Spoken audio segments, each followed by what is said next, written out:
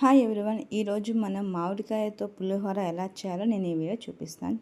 నేను ఒక మామిడికాయ తీసుకున్నాను, చూడండి పెద్దది. ఇంకా పైన పొట్టు తీసేసి సన్నగా తురుముకోండి. ఈ విధంగా సన్నగా ఇలా తురుముకుంటే బాగుంటుంది పులిహోర అనేది. ఇంకా పెనం పెట్టుకొని 2 టేబుల్ స్పూన్స్ ఆయిల్ వేద్దాం. ఆయిల్ హీట్ అయ్యాక చూడండి, ఇంకా ఆయిల్ హీట్ అయ్యాక సాసులు జీలకర్ర 1 టేబుల్ స్పూన్ వేయండి. ఇంకా మనము ఒక ఆనియన్ కట్ చేసుకుందాము. చూడండి, ఒక ఆనియన్ వేసుకుందాం.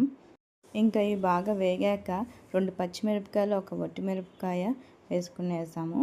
ఇంకా ఇవన్నీ బాగా ఫ్రై అయ్యాక చూడండి, ఒక చిన్న కప్పుతో శనగింజలు వేసుకుందాము. కావాలంటే మీకు అందాజుతో మీకు కొన్ని ఎక్కువైనా కూడా పర్వాలేదు, బాగుంటుంది.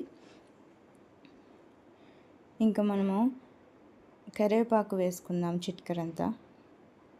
ఇంక ఇవన్నీ బాగా ఫ్రై అయ్యాక చిటికెడంతా అల్లం పేస్ట్ వేసుకోండి, బాగుంటుంది. అల్లం పేస్ట్ లేకుంటే తెల్లగడ్డలు 3 నుంచి 4 పొట్టు తీసుకొని వేసుకోండి, బాగుంటుంది.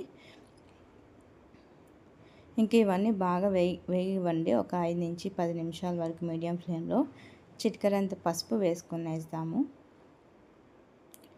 చూడండి, ఈ మామిడికాయ పులిహోర మటుకు చాలా బాగుంటుందండి. నేను ఎలా చేస్తాను మీరు అలానే చేయండి.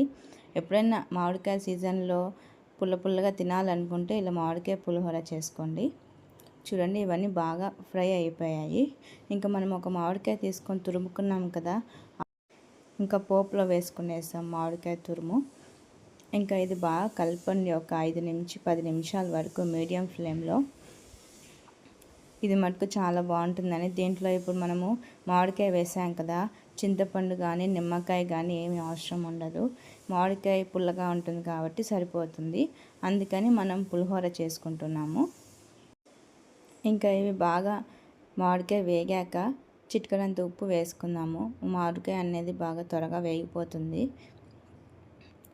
ఇంకా మనం పక్కన అన్నం చేసుకున్నామండి. నేనైతే 2 కప్స్తో అన్నం చేసుకొని పక్కన చల్లార్చుకునేసాను. ఈ విధంగా చల్లార్చుకోండి. అంతలోపు మనకి మామిడికాయ అనేది వేగిపోతుంది. చూడండి, మామిడికాయ అనేది వేగిపోయింది కదా. ఇంకా మనము అన్నం పక్కన చల్లార్చుకున్న అన్నము మామిడికాయ పోపులో వేసుకునేసాము. ఇంకా ఇలా నిదానంగా కలుపుకోండి. మీడియం ఫ్లేమ్లో పెట్టేసి ఇలా నిదానంగా కలుపుకోండి. చూడండి, నేను ఎలా అయితే కలుపుతున్నానో మీరు కూడా అలానే కలుపుకోండి.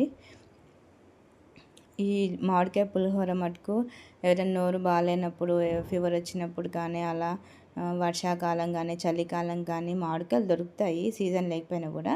మీరు ఇలా ట్రై చేసుకున్నారంటే చాలా బాగుంటుంది. చూడండి, నేను మొత్తం నిదానంగా కలుపుకొని వేసాను. మీరు కూడా ఇలానే నిదానంగా కలుపుకోండి.